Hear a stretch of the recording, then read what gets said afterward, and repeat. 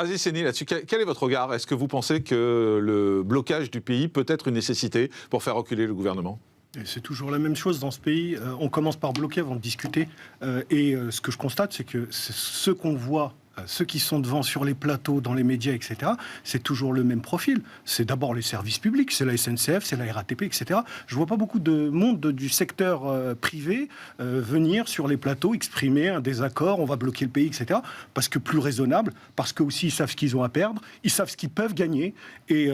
Donc ce sont encore une fois une minorité. On l'a vu avec la CGT qui veut couper et qui coupe l'électricité à une certaine... Vous êtes en faveur de la réforme ? Pour bien comprendre vos propos. Je pense qu'il faut réformer. Moi, je suis plutôt sur un autre mode de fonctionnement. C'est que je me dis, on a un système qui est totalement sclérosé. On en est encore... la retraite, le système de retraite, c'est sous De Gaulle. Et on en est encore à regarder le système à être financé par le travail. Les cotisations sociales, la protection sociale, financée en taxant le travail. C'est-à-dire je rappelle que vous êtes chef d'entreprise aussi. C'est important pour c'est très important. Vos propos. Et c'est pour ça que je sais combien ça coûte, comme mes pairs et tous ceux qui payent. Les salariés et puis les entrepreneurs. Donc, je me dis qu'il y a peut-être d'autres façons qu'on n'a pas explorées et je trouve que nos gouvernants, droite et gauche, qui se sont succédés, ne sont pas créatifs sur le sujet. Donc, j'ai pas compris, vous êtes pour cette réforme ou contre ? Je suis pour qu'on la réforme, mais...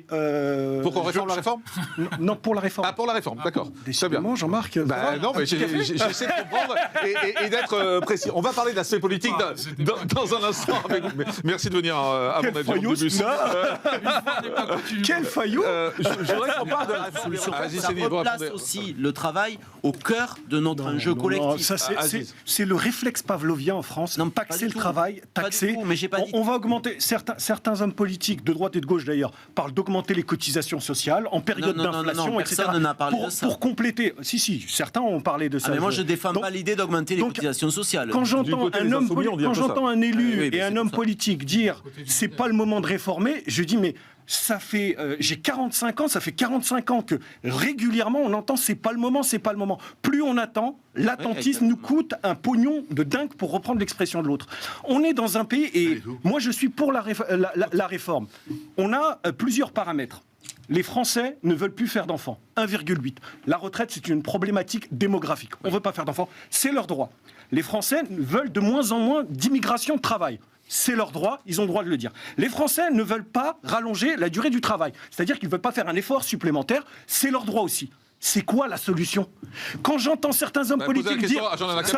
C'est quoi la solution, Jean-Alain Capelle? Attendez, je finis. Quand j'entends certains hommes politiques dire à notre jeunesse, vous inquiétez pas, vous allez avoir une retraite, mais c'est du pipeau et c'est l'orchestre symphonique de Vienne. Rapidement, parce qu'on doit faire Aziz Seni, restons sur la retraite. Est-ce que le système français est le meilleur? Je vais essayer d'être un peu plus pragmatique. Depuis tout à l'heure, ils se balancent des milliards. Je ne sais pas si tous les téléspectateurs se rendent compte de ce que ça peut être. Est-ce que notre système est le meilleur?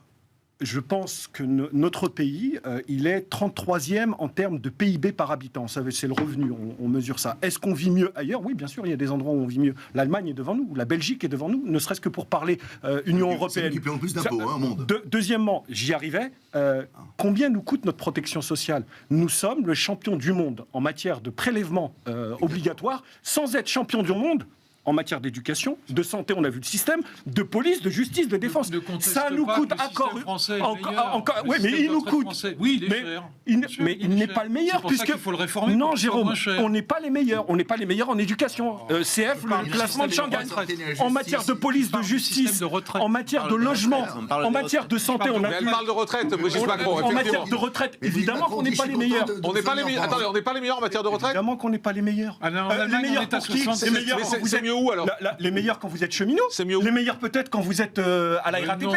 Pas les meilleurs quand vous êtes dans le privé. Regarde ce qui se passe en Angleterre, regarde ce qui se passe aux États-Unis, regarde ce qui se passe en Allemagne. En Allemagne, on est à 67 ans. Comme Mme Macron dit, moi je ne vivrai pas ailleurs, je suis très bien ici. C'est évident que de le dire dans le salon de l'Élysée, que le dire quand on est chauffé nuit et jour, il n'y a pas de problème.